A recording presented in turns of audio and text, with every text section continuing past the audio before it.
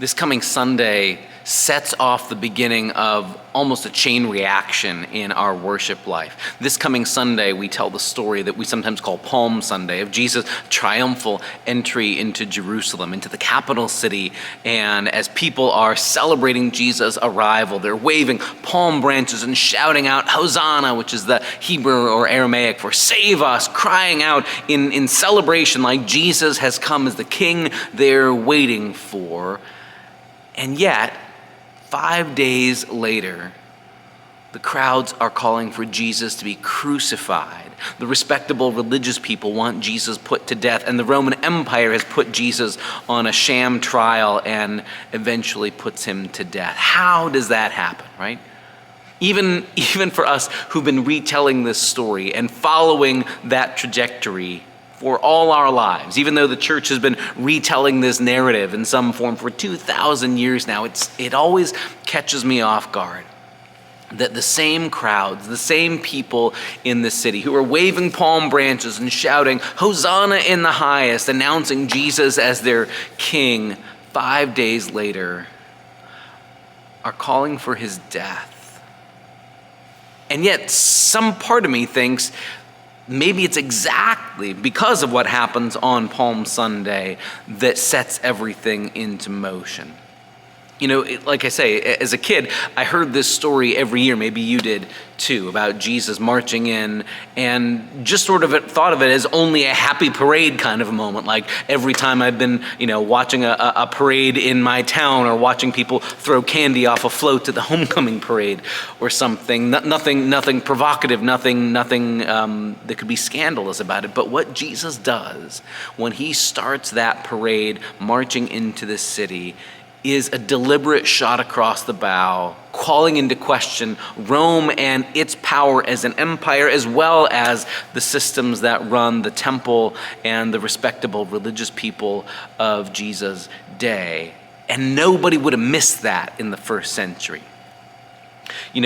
Scholars say that every year around Passover, this big important celebration in Judaism, certainly in Jesus' day as well as for centuries before, but during the time of the Roman Empire's occupation of that land, the Romans would beef up security, right? They would expect this could be a time there could be riots. This would be a time that there could be sort of nationalistic fervor looking to start a revolt against Rome. They'd seen those kinds of things before. And so the Romans were no dummies. They were brutal, but they were no dummies. And they would send in this imperial sort of additional security, extra soldiers, extra pomp and circumstance, often with a military parade marching into the city of Jerusalem. Not just to have the reinforcements, but as sort of a public show to say to everybody else, you better not launch an attack against the Romans. You better not question our authority. You better not try and revolt against us. We've got all this power, right? So picture not just extra soldiers, but they've got their banners marching, their shields and swords gleaming, all as a reminder of who's in charge. Don't step out of line or we will put a stop to it, right? And Jesus, who knows this, who's seen this probably almost all his life, if his family has gone to Jerusalem every year for the festivals, Jesus almost deliberately, you've got to think, sets up a parody of that parade, where instead of riding the Roman war horse and marching in on this well-trained animal to show sort of military power like empires and totalitarian regimes do, marching parades through the street with all their weapons to show how big and tough they think they are. Jesus does the opposite. Jesus tells his disciples, go borrow a donkey that's never been ridden before, right? So this is not only an animal known for its stubbornness, this is a young donkey, one that's never been trained, that's never been broken before, right? So picture Jesus going down the same streets on this sort of wobbly, shaky, stubborn donkey.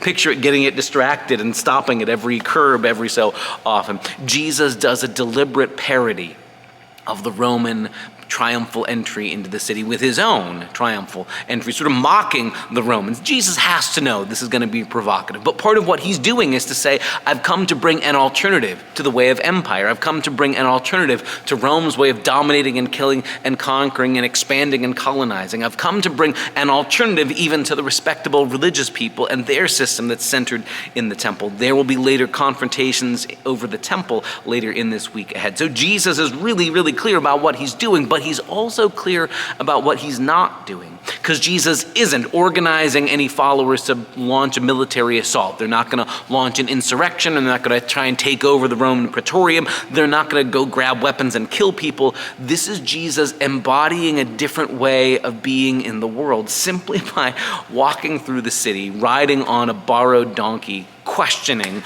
all the things the empire does to show how big and tough and strong it is. That had to push people's buttons. Jesus had to know this too.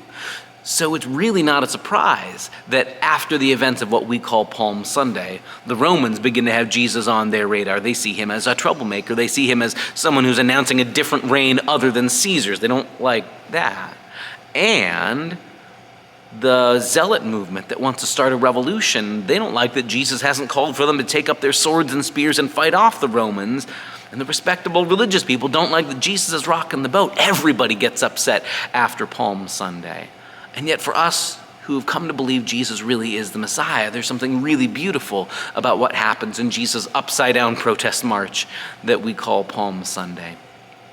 Because Jesus is just laying his cards on the table to say, I've come to bring something different, not a conquering kingdom that looks to dominate and oppress and threaten people.